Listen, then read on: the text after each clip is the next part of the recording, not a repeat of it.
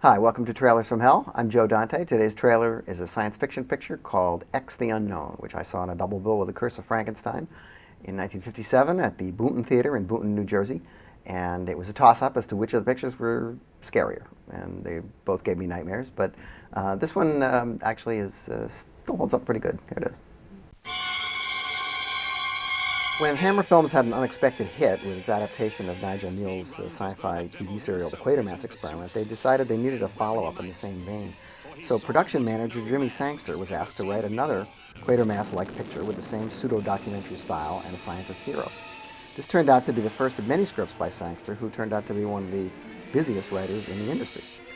This is about a radioactive mass that rises up from a quarry in Scotland and proceeds to melt people.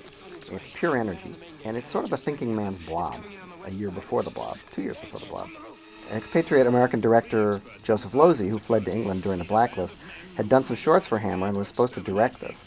He prepared the movie, cast it, and suddenly he was replaced at the last minute by Leslie Norman, a guy who didn't want to do the picture, but nonetheless did a pretty good job, even though nobody liked him.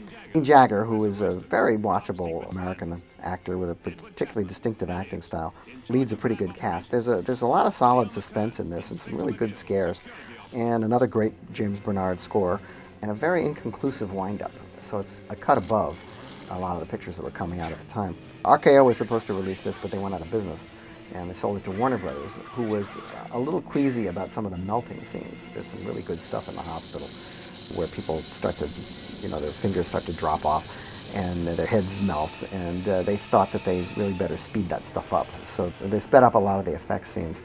The X in the title, of course, was particularly good for England because the X was the X rating, and Hammer loved to put X ratings in their titles. That's why the Quatermass X experiment was called that.